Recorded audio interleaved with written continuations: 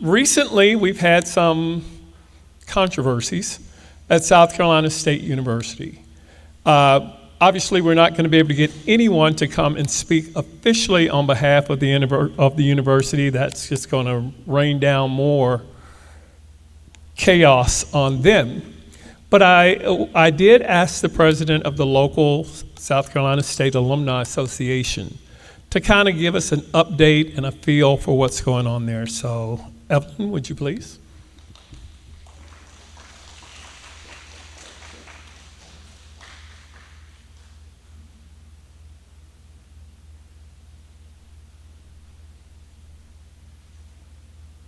Good morning. Just to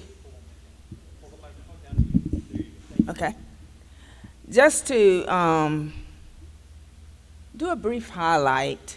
I'm sure some of you saw a lot of things on the news in reference to the student protest regarding the lieutenant governor being first supposedly the speaker for the commencement, and then her invitation being rescinded. When the students found out that the lieutenant governor was scheduled to be their commencement speaker, they had a problem with that. So they initially went to their student government association to ask them to intervene on their behalf because they did not want this person to be their commencement speaker. The SGA said they would try to talk to the president, but they really could not stop it.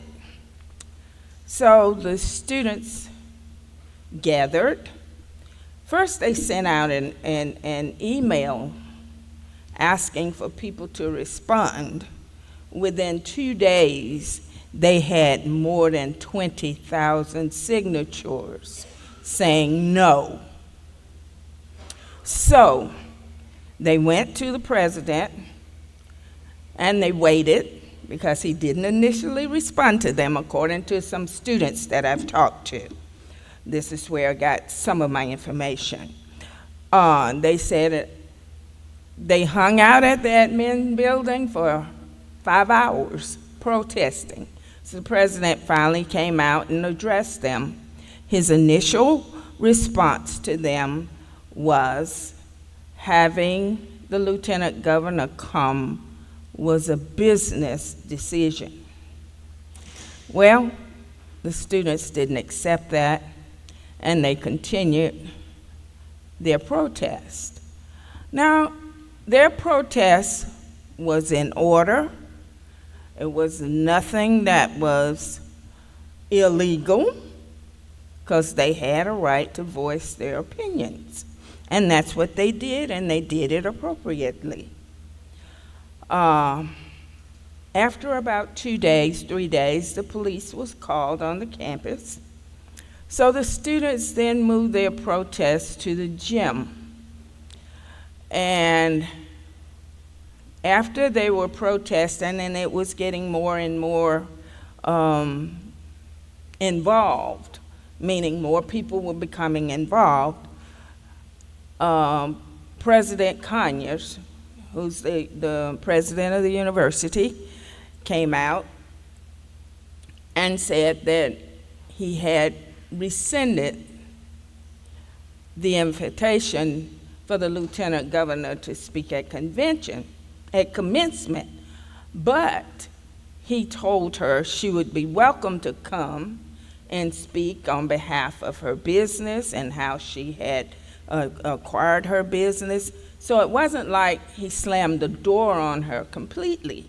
He asked her to come at another time, but not at commencement. As a result of that,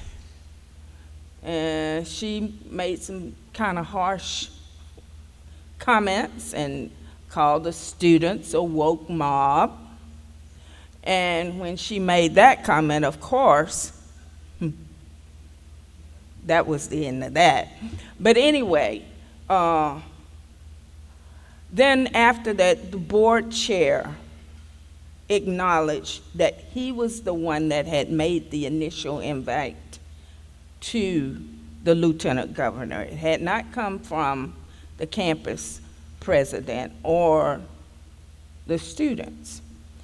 So as a result of her rescind her invitation for commencement being rescinded, she then, with 9 other legislators, recommended that funding for South Carolina State University be pulled from them, that the university be defunded,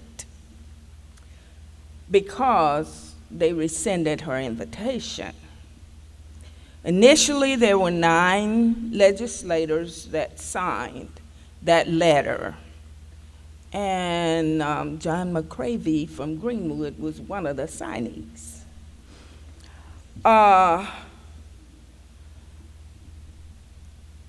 According to our public affairs person, Sam Watkinson, he's the public affairs person at South Carolina State, he said they do not have an official written statement in reference to the request for defunding. However, the university is continuing as it normally does. There's a liaison that is working with the legislators to try to encourage, to continue with the communication lines and the relationship they built with the legislators through the years.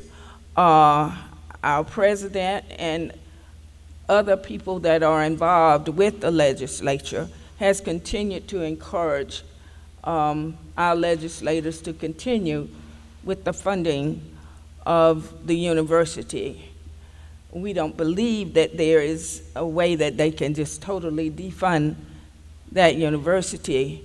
South Carolina State is the only state-assisted university in the state of South Carolina. The only HBCU that's state-assisted in the state. Also, the current budget included $5 million to go to South Carolina State, which is a part of funding to replace the gym, SHM. And just this week, 6 representatives and 1 state senator, at the urging of the lieutenant governor, sent a letter to the budget committee asking that they not fund that $5 million to South Carolina State.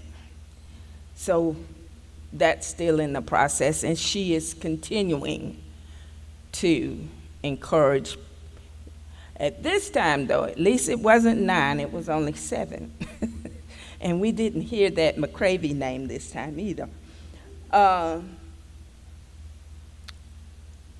Just as a point of reference, South Carolina State has been underfunded because the shortage to HBCUs of land grant funding. South Carolina State is a land grant institution, and it's been underfunded to the tune of about $500 million over the years. So we're already underfunded, and part of the capital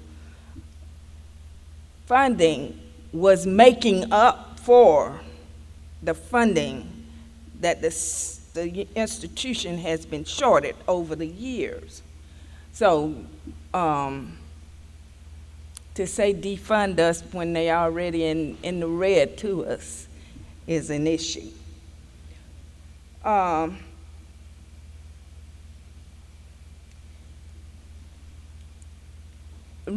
in the recent years, South Carolina State was given some of that funding through capital funding. The federal government assisted with providing assistance for a new academic building, a new library, a new student center, and the transportation center. But again, the university is still owed millions. As a result of the student protest, the one thing that one of the students told me happened was the board of directors, the board of trustees of the university had been allowing the student government president from the university and the Alumni Association president to be a part of the official board. At the conclusion of the protest, they were told that the student government president was no longer invited to official board meetings. So,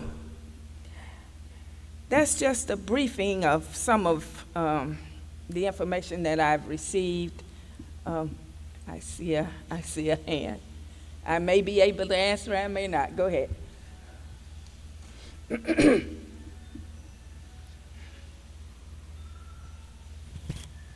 Thank you.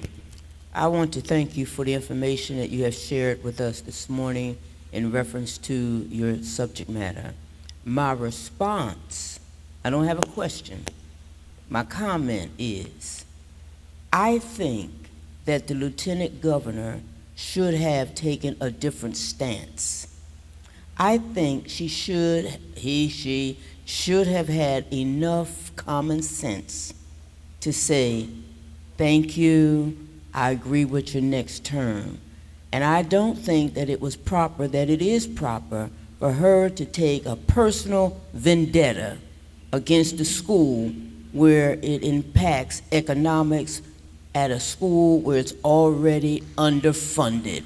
I think it speaks very poorly of the character of that individual. Now, I know it may have been embarrassing for her, him, however, you bite that. That's personal. And I don't think that the people that signed that paper should have signed that paper. And I am impressed that there was a decrease in number. But I think that person is completely and totally out of order. And I do think that it's important for the president to have that chair in that setting, because we send our children to school to become critical thinkers and proactive. It is a disgrace. That's my opinion. Thank you. And my name is Doris Hicks. Thank you so much. So let's put some context on that. We're looking at legislators that we elected, whether we voted for them or we didn't vote and we allowed them to get in office. Legislators that we elected running personal vendettas against people that they don't like in the moment. I say in the moment. This moment was South Carolina State. When Charlie Kirk died and someone retweeted one of his quotes, it was Clemson.